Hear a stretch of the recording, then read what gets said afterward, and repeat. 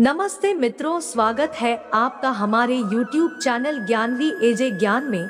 श्री कृष्ण की द्वारका नगरी जल में विलीन होने की कई पौराणिक कथाएं प्रचलित हैं।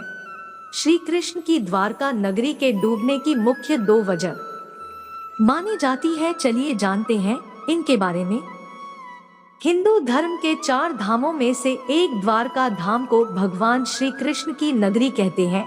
द्वारका धाम गुजरात के काठियावाड़ क्षेत्र में अरब सागर के समीप स्थित है। श्री कृष्ण की द्वारका नगरी के जल विलीन होने की कई पौराणिक कथाएं प्रचलित हैं। चलिए जानते हैं भगवान श्री कृष्ण की द्वारका नगरी के डूबने के पीछे क्या वजह थी। श्री कृष्ण की द्वारका नगरी के डूबने की मुख्य 2 वजह मानी जाती है। पौराणिक कथा के अनुसार जरासंध द्वारा प्रजा पर होने वाले अत्याचारों को रोकने के लिए भगवान श्री कृष्ण मथुरा छोड़कर चले गए थे। श्री कृष्ण ने समुद्र किनारे अपनी एक दिव्य नगरी बसाई। इस नगरी का नाम द्वारका रखा गया। माना जाता है कि महाभारत के 36 वर्ष बाद द्वारका नगरी समुद्र में डूब गई थी। महाभारत में पांडवों की विजय हुई और सभी कौरवों का नाश हो गया था। इसके बाद जब युधिष्ठिर का हस्तिनापुर में राजतिलक हो रहा था, उस समय श्री कृष्ण भी वहां मौजूद थे।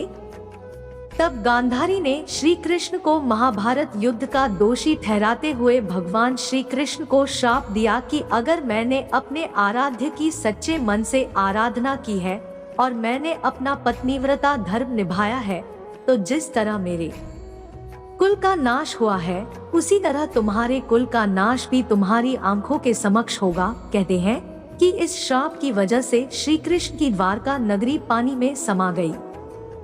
दूसरी पौराणिक कथा के अनुसार एक बार महर्षि विश्वामित्र देव, ऋषि नारद, कण्व द्वारका गए।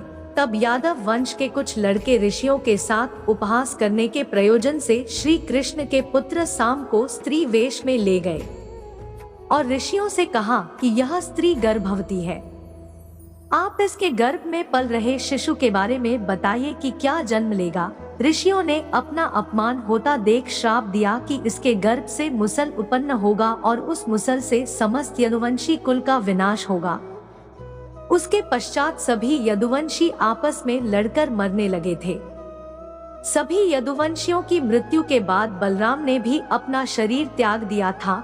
श्री कृष्ण पर किसी शिकारी ने हिरण समझकर बाण चला दिया था, जिससे भगवान श्री कृष्ण देवलोक चले गए।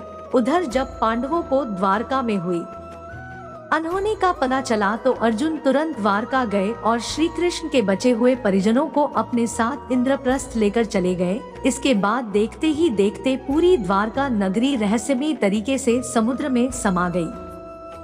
मित्रों, वीडियो पसंद आया हो तो कमेंट में जय श्री कृष्ण अवश्य लिखें और हमारे चैनल पर नए हैं तो सब्सक्राइब जरूर करें। धन्यवाद।